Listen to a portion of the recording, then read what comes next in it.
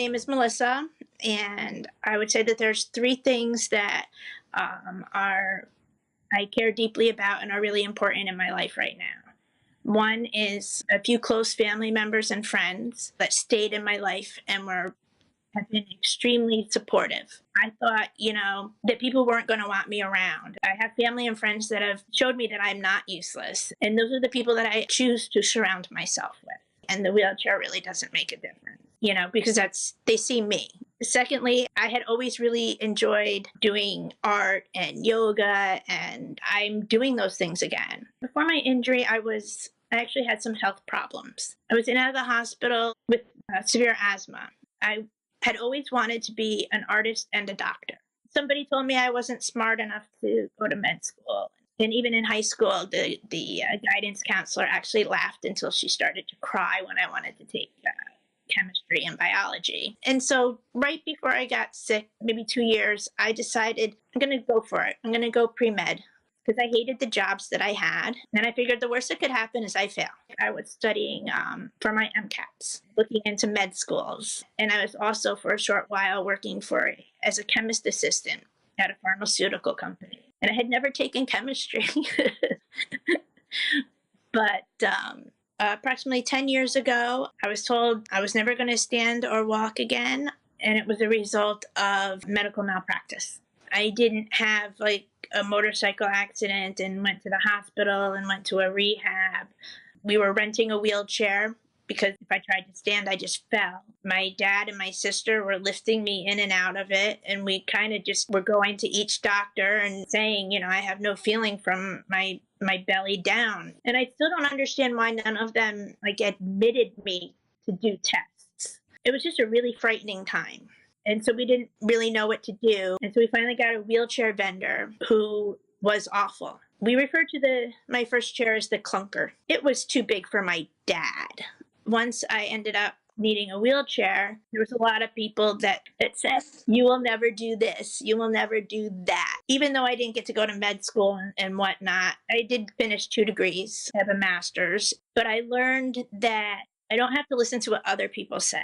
And, and I have a little list that I call the you will never list. There are things on there that took me 4 or 5 months to learn how to do, but I stuck with therapists that were creative and thought outside the box. I was never going to be able to dress myself. I can dress myself. And I was told that I was never going to be able to transfer in and out of the car. I can get in and out of the car by myself. Once I got my current wheelchair, it's a rigid chair. It's tie-light. I was at Helen Hayes for a couple years at that point. Every single person that was in a chair that looked like it was a rigid chair, I stopped and I said, what type of chair do you have? I wanted to make sure that I got the best wheelchair for me. It's a lot lighter. I could go out more. I could go out with different people. I'm still trying to learn wheelies. Over here, the handles for somebody to push me, they go down.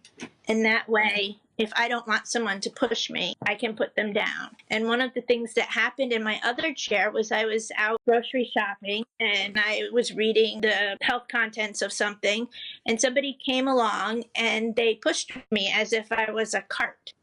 And they just kind of put me out of the way. It was really demoralizing. I was still pretty new to being in a wheelchair, and I just couldn't say, something that I won't say on the video anyway. I wish that someone had told me, find a CRT wheelchair specialist at a rehab and find a vendor that will come to the rehab and both of them will see you at once instead of just some vendor coming to the house. Because then you have 2 pairs of eyes and then 2 people who have different backgrounds.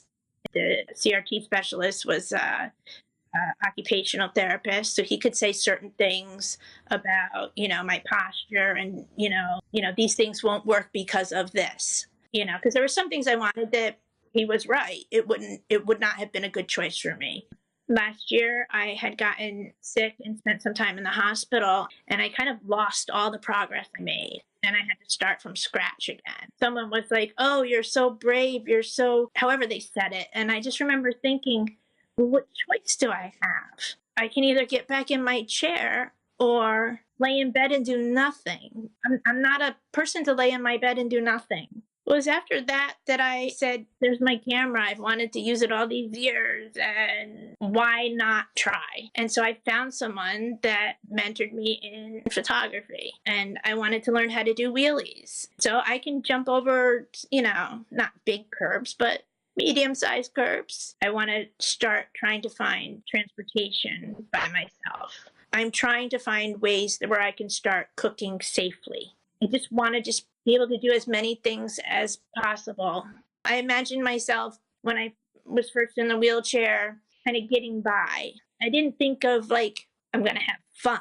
I'm gonna go on a hand cycle, and my first day I went like this, and I had my therapist who volunteered, and she was running after me, and she's like, "Melissa, put the brakes on," and I didn't really know where the brakes were, but I probably wouldn't have put them on even if I did. I was having so much fun, like you're a little kid and you just go down a hill or whatever. And if you're not confident, then just fake it. And eventually sit up straight and you talk like you know what you're talking about. And eventually you're going to realize that you do know what you're talking about and that you are able to do these things. And so sometimes if you feel like just being like, oh, I can't do this, I try to say, you know what, I can do this. And sometimes I have to put a little yet at the end of it. But, and of course there's going to be some things that you can't do. I mean, so there is some acceptance, but I'm going to try my damnedest to do it. I started doing yoga again, something I had done since I was 15. And a therapist at Hayes taught me adaptive poses. At 40, I learned how to golf, but they have these adaptive carts, and so I drove and scared people with the drive-in initially, and I learned how to swim again. I went kayaking.